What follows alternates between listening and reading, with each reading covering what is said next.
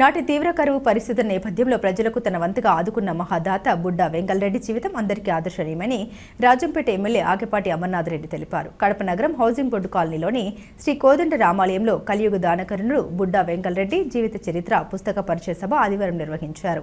ఈ కార్యక్రమానికి ముఖ్య అతిథిగా విచ్చేసిన ఎమ్మెల్యే ఆకెపాటి మాట్లాడారు. 1866లో రాయలసీమలో తీవ్ర కరువు సంభవించి తినేందుకు తిండి లేక వేలాది మంది ఆకలి చావులకు గురయ్యారని తెలిపారు.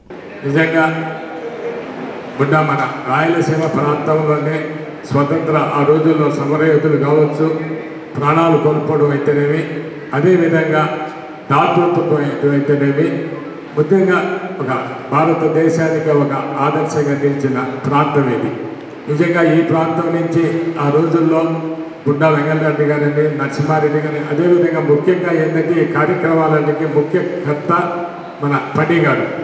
ఎందుకంటే గతంలో ఈ కడప కథలు నేను అప్పుడు జిల్లా పరిషత్ నాకు ఇప్పుడు జ్ఞాపకం వస్తాను, చైర్మన్గా ఉన్నప్పుడు ఈ కడప కథల పుస్తకావిష్కరణ చేసి మనం స్కూల్స్లో ఇస్తే బాగుంటుందంటే నేను ఆ రోజు జిల్లా పరిషత్లో సిఇఓ గారు గట్టిగా చెప్పి తప్పకుండా ఆ బుక్ ప్రింట్ చేయాలా, అన్ని స్కూల్స్ కూడా పంపాలా అని ఆ రోజుల్లో కూడా ఆ పుస్తక మీకు కార్యక్రమం చేసి అన్ని స్కూల్స్ కూడా పంపడం జరిగింది, కడప చరిత్ర గురించి అనుకుంటా.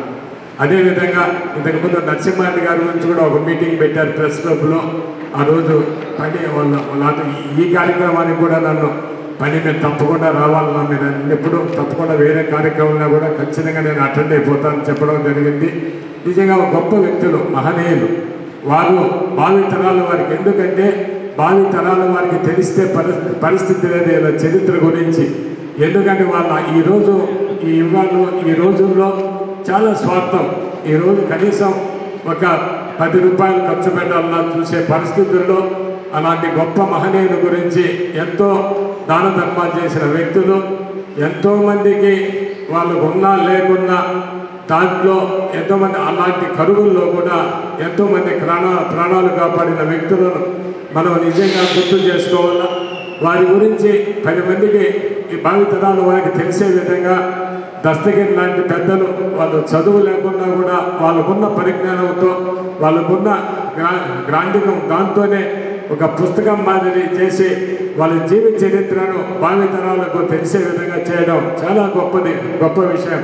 మనసారా వారికి కానీ వారి కుటుంబ సభ్యులకు కానీ మనసారా నేను అభినందిస్తూ, ఈరోజు నిజంగా ఆ రోజుల్లో ఈ బుడ్డా వెంకలరెడ్డి విగ్రహం అంటారు చిన్నపిరెడ్డి ఎప్పుడు కూడా అప్పుడు నేను గవర్నమెంట్ అప్పుడు నేను ఇక్కడ నాయకులు కోరుకున్న నాకు తెలియదు. నేను జిల్లా పరిషత్ అప్పుడు చైర్మన్గా ఉన్నప్పుడు ఎప్పుడు కూడా నా దృష్టికి ఇది వచ్చిన దాఖలాలు లేవు. నిజంగా ఆ రోజుల్లో ఏమన్నా వచ్చుంటే కూడా తప్పకుండా ప్రయత్నం చేసేవాళ్ళు. ఇప్పుడు కూడా మీరందరూ కూడా ప్రయత్నం చేయండి. నా వంతు సహాయ సహకారాలు ఎప్పుడు కూడా మీరు చేసే ప్రయత్నంలో నేను అందిస్తానని కూడా నేను మనస్ఫూర్తిగా తెలియజేస్తూ, ఈరోజు నిజంగా ఇది ఇన్ని రోజులు నరసింహారెడ్డి గారిది కావచ్చు, వెంకలరెడ్డి గారిది కావచ్చు, వాళ్ళ విగ్రహాలు నిజంగా ఈ ప్రాంతాల్లో లేకపోవడం నిజంగా దురదృష్టమే. తప్పకుండా, ఎందుకంటే ఈ భావి తరాల వారికి ఇలాంటి మహనీయులు మన గడ్డ మీద జన్మించారు. వారిని కూడా మనం ఆదర్శంగా తీసుకోవాలా, వారి భావాలను ప్రజల్లోకి తీసుకుపోవాలా. వాళ్ళ దాతృత్వం మనం కూడా అదేవిధంగా దాన ధర్మాల్లో కూడా ముందుండాలా అనే ఆలోచన కల్పించే విధంగా భావితరాలకు వారికి తెలియజేయాల్సిన ఆవశ్యకత ఎంతైనా ఉందని కూడా తెలియజేస్తూ, ఈరోజు నిజంగా మీతో కలిసి మాట్లాడే అవకాశం కల్పించిన వేదిక మీద కావచ్చు ఉన్న అందరికి కూడా, ఇక్కడ ముఖ్యంగా పని కావచ్చు, మీ అందరికీ కూడా మరొకసారి నా హృదయపూర్వక నమస్కారాలు తెలియజేస్తూ జై హింద్.